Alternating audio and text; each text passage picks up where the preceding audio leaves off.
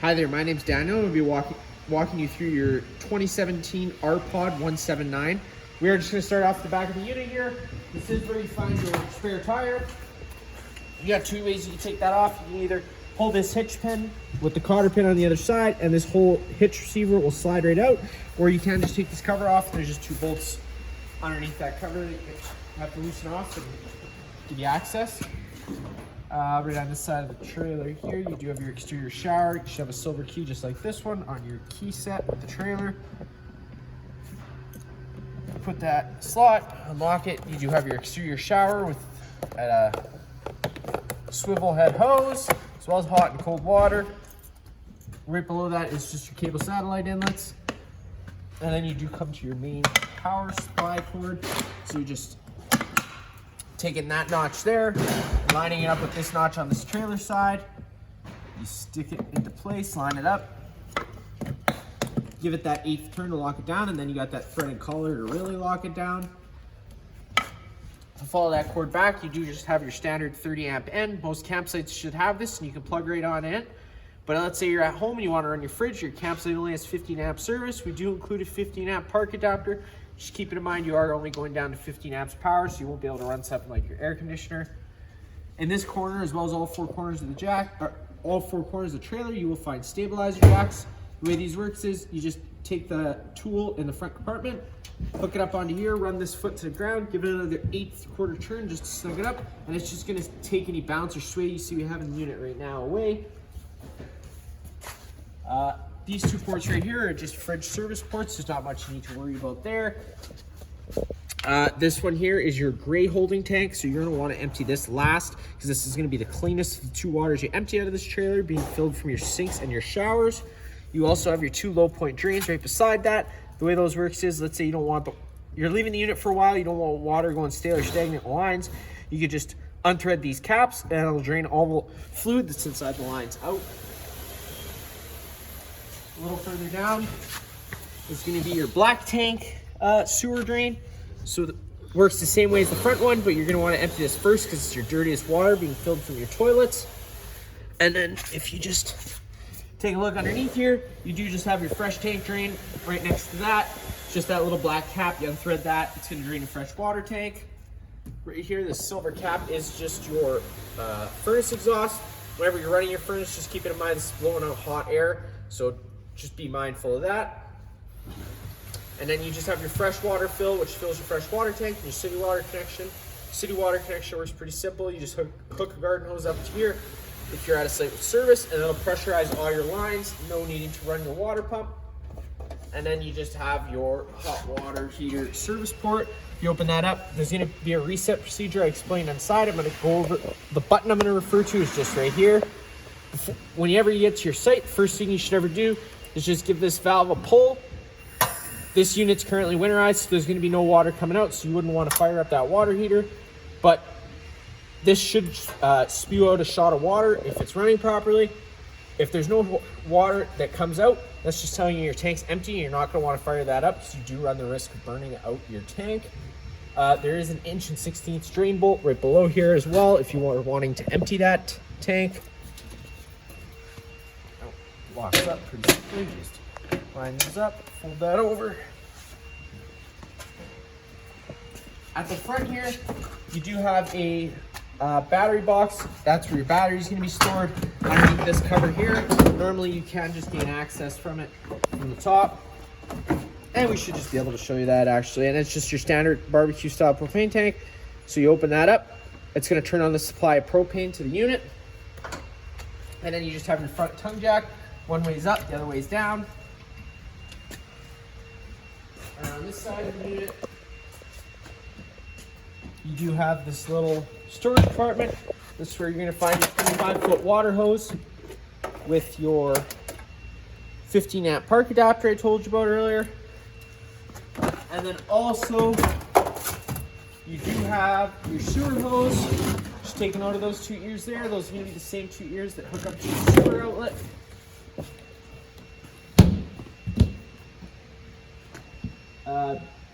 You got two 110 plugs, And then you just do have your black tank flush on this side. So the way that works is, let's say you drained your tank, you know for a fact it's empty, but the monitor panel is showing that there's a reading there. All you have to do is just hook up your garden hose to this little outlet here with the sewer connected, turn this on. It's gonna flush out, just spray water inside that tank, trying to flush out any debris that's in there. Also helps with taking away a little bit of the smell. To get inside, you just take this assist handle, push it up, fold it 90 degrees, and it'll lock into place. Then you just got your bottom stair that you just fold out. You open up the door. First things first, right on your left is just your fire extinguisher. That's going to be just like home. Pull the pin and shoot. It's cold. Taking a step inside the unit, you do have your light switch, a light switch on the right, turning on your porch light, and you just have your slide out button right next to that. The way that works is you hold that out, that slide out's gonna start making its way out, always being mindful of what's on either side of the slide out. All the lights in the unit are just on their own center push buttons.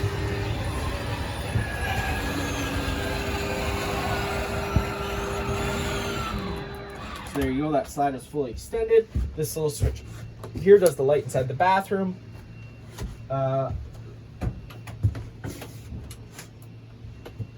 Also on this wall is your monitor panel system. So you got your gray, your black, and your fresh, and that goes empty, a third, 2/3, and full.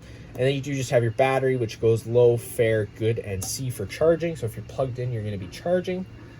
And then you just have your water pump switch. Turn that on, turns on your water pump, which draws from a fresh water tank. And then you do just have your water heater button. So if you hit that button, this DSI fault light will come on.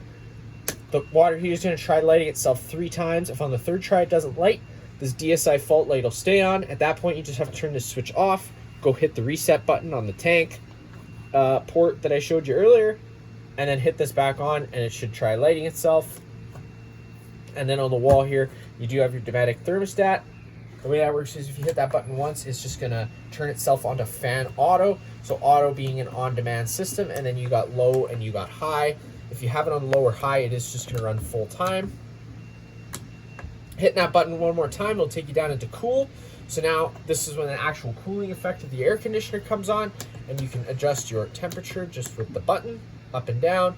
And then you get to your furnace setting. That's just going to turn on your furnace, and you hit it one more time and it'll take it off. Whenever you are running your air conditioner, you do have a few options. You can either open up this louver and it's going to dump all its air down right below it, or you can close this and you can open up these and run these however you would like, whether you want more air blowing to this the front of the trailer or the back of the trailer.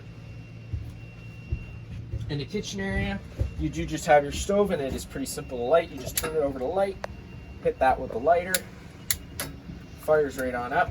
Whenever you are running this furnace, you would just want to either keep that screen door open or crack a window open somewhere, just so you're evacuating some of those fumes. That being said, in this unit, the stove and the furnace both run on propane. We do have an LP detector right here down by the floor. Propane's heavier than air. This guy's going to detect it. If this guy starts going off, you are just going to want to turn off the main supply propane off at the front of the unit and open up some windows just to air it out. You get your sink with hot and cold water. Right here, you do have your main GFI plug. You got test on the top, or reset on the top, test on the bottom. So you just, if you ever have an outlet that doesn't work, this would be the first place I would check, just to make sure it's not tripped. You got your microwave. That's going to be just like home. Not much I'm going to show you there. And then you do have your fridge. Open that up. It does have a nice little freezer inside. That works pretty simply. You hit that power button, it is just going to turn on. You see we're currently on this, so it's running on 120 power. If you were to hit this button, it would switch over to propane. And if you were to hit this button, it would switch over to 12 volt. So depending on what situation you're in, we'll decide what you want to run it on, and just hitting that button again to turn it off.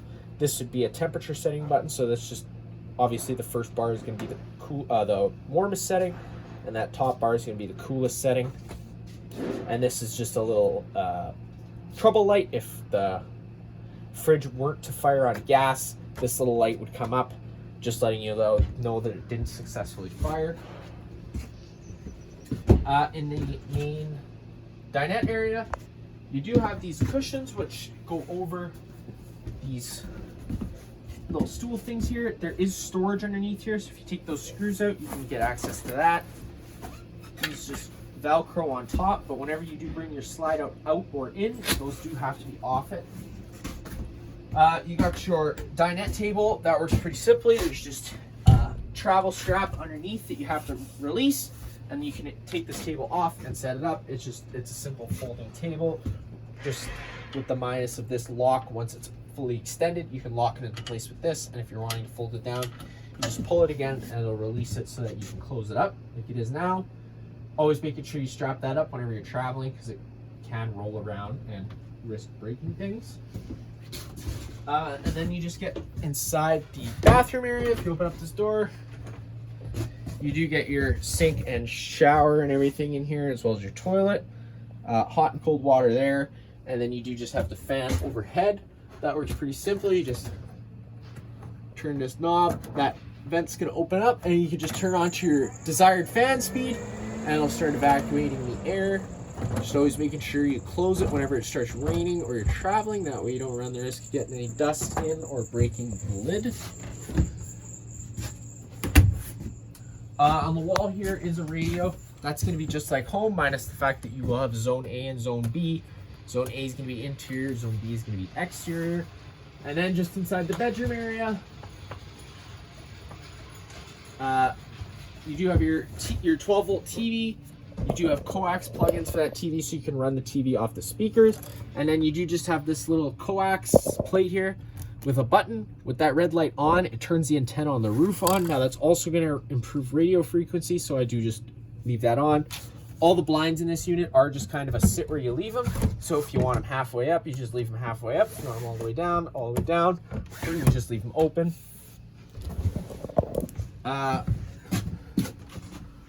This window here is just your fire exits. You turn those latches, push that window's gonna fold out, and you can climb on out.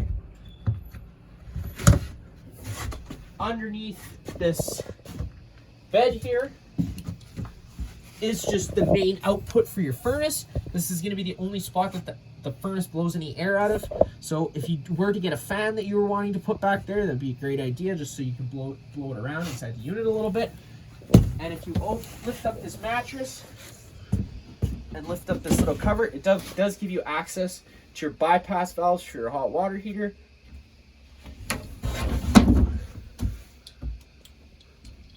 I think that is going to be it for this unit here. If you have any other questions, feel free to give us a call.